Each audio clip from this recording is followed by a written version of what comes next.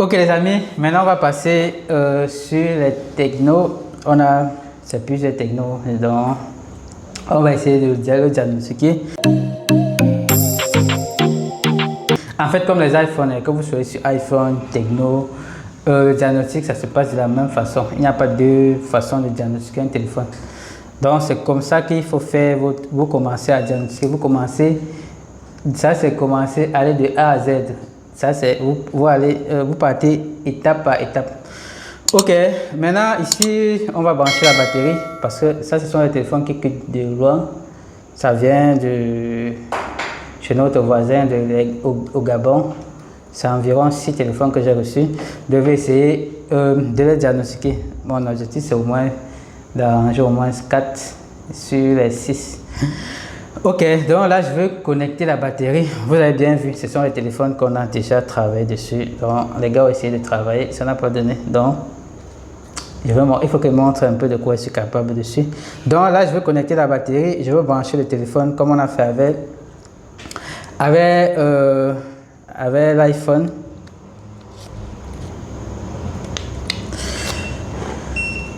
Ok, regardons le chargeur, ça prend ici, son chargeur c'est type C. Donc là on va connecter et on va essayer de voir la consommation. Bon, passons d'abord, il faut qu'on passe d'abord à 5 volts. Lorsque c'est inférieur à, lorsque c'est 4,2, ça ne peut pas charger, donc impossible. Regardez la consommation, on n'a pas de consommation. Un peu comme les iPhones là, vous voyez, on n'a toujours pas de consommation en charge.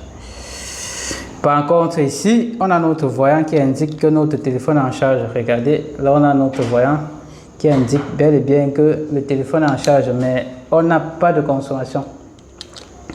Ok, maintenant, on va tester. Bon, on peut aussi déconnecter la batterie.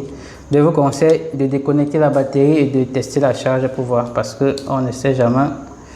Regardez maintenant, ça consomme. Ça, c'est plutôt bizarre. Par contre, avec la batterie, ça ne consommait pas. Qu'est-ce qui se passe?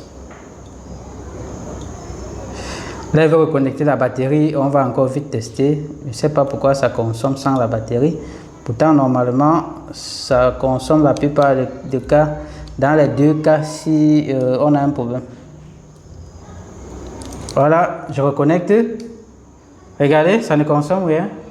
Par contre, c'est lorsque la batterie est branchée qu'on va avoir une connexion. Mais là, on voit que ça ne consomme rien. Ça, c'est plutôt bizarre. Retirons la batterie. Donc, je vais laisser le chargeur branché et je vais retirer la batterie. Vous voyez, lorsque je retire la batterie, on a la consommation. Ce qui indique que notre téléphone, si ça va avoir un problème de court-circuit. Regardez le court-circuit, pourquoi? Donc, je vais encore vous expliquer. Moi, comme j'ai expliqué plusieurs fois dans ma vidéo. Il y a les téléphones. Déjà, il faut savoir que les téléphones, que vous soyez sur iPhone ou sur Samsung, disons Huawei, Android. En fait, prenons les téléphones qui jamais utilisent une puce de charge. Lorsque vous branchez votre téléphone, lorsque vous mettez votre téléphone en charge, lorsque vous mettez votre téléphone en charge et que la batterie est déconnectée, non. En réalité, le téléphone va essayer de redémarrer parce que on aura notre ligne VHP qui va être là, qui peut alimenter le téléphone. Donc, le téléphone va essayer de lancer, après ça va s'arrêter. Ce qui fait qu'au niveau de la consommation en charge, vous pouvez avoir une variation. Donc, la variation, ça va monter. Normalement, ça devrait monter, chuter, donc aller de 0 et relancer. Vu que le téléphone va essayer de chercher la batterie, de détecter la batterie. Et ça ne trouve pas le téléphone, ça se réinitialise. Donc ça recommence la procédure jusqu'à ce que la batterie soit là ou jusqu'à ce que vous mettez la batterie. En fait, c'est comme ça que ça fonctionne. Et regardez ici, ce qui est ici que vous voyez ici, notre consommation ici est plutôt stable. Regardez, on est à 0,163. Lorsque la consommation est stable, ça indique directement un problème de court-circuit sur la carte mère. Donc ici, et la plupart du temps ici, c'est sur, elle doit être sur la ligne secondaire, le genre de consommation comme ça. Ok les amis, donc j'espère que vous comprenez comment le diagnostic se fait. Je vous montre de façon détaillée, de telle sorte que si vous avez n'importe quel niveau, vous pouvez bien comprendre comment ça marche. Donc ça veut dire que si on passe le téléphone ici sur la caméra thermique, on va trouver un composant qui chauffe. La majorité du temps ici, c'est le Power IC. Est-ce que ici on va continuer avec le diagnostic? Bon, là je veux passer, comme ça consomme en charge, je peux le laisser, je passe directement vers la caméra thermique et vous allez voir comment ça consomme. Oh, ça balance la caméra. Donc on va passer sur la caméra thermique. Ok les amis, donc là on va aller sur la caméra thermique et on va essayer de voir. Donc là j'ai laissé le téléphone en charge. On va essayer de regarder la consommation. Regardez sur la caméra thermique, vous voyez, ça c'est notre 0,100, là c'est à 171. Vous voyez, on a une consommation. On peut essayer aussi de tourner la carte mère pour voir si de l'autre côté on a aussi un composant qui chauffe, parce que ça peut être aussi dû à un condensateur ou autre chose qui chauffe. Donc ici on voit on n'a rien qui chauffe, on a notre Power IC qui chauffe. Et je pense que vous avez déjà expliqué pourquoi le Power IC chauffe. J'ai déjà fait beaucoup de vidéos dessus pour vous montrer en quelque sorte pourquoi le Power IC peut chauffer. Donc ici c'est sûrement pas le Power IC le problème. Dans certains rares cas, vous pouvez avoir le Power IC qui est le problème, mais ici, et dans la majorité des cas, c'est un peu le Power IC. C'est juste une des lignes de Power IC qui est en court-circuit. Du coup, ça fait travailler le Power IC un peu plus, ce qui fait que ça surchauffe. Ok les amis, j'espère que là vous avez compris comment j'ai diagnostiqué. Donc ici, il suffit de trouver la ligne qui est en court-circuit et le téléphone va sûrement démarrer. Tout en espérant que les gars qui ont travaillé dessus n'ont pas fait d'autres dégâts. Si il n'y a pas de dégâts graves, le téléphone peut bien démarrer. Donc, vous voyez, parce que le voyant est là.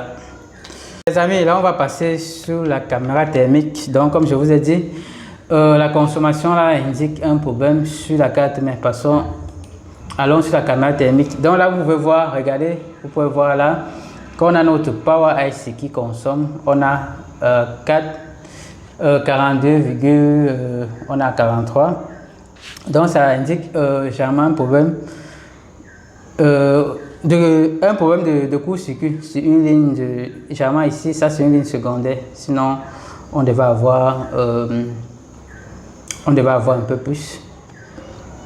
Ok, je pense que je vous ai montré comment on fait pour trouver la ligne secondaire qui est en court-circuit. Et pourquoi, je vous ai aussi dit pourquoi le Power IC chauffe. Donc j'ai fait plusieurs vidéos pour vous dire pourquoi le Power IC chauffe.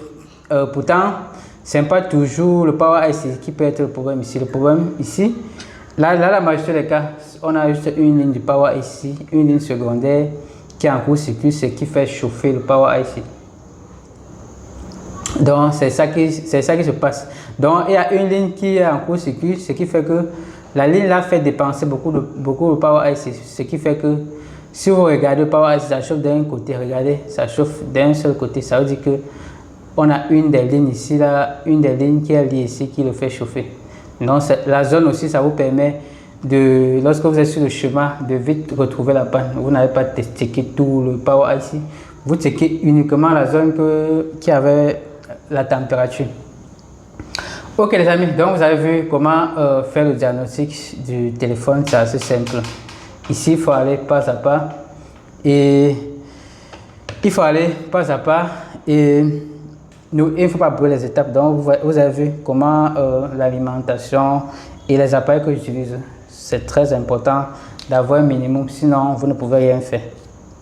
Et pour ceux qui demandent souvent pour ceux qui veulent poser la question concernant la réparation dans le groupe, c'est comme ça qu'on diagnostique.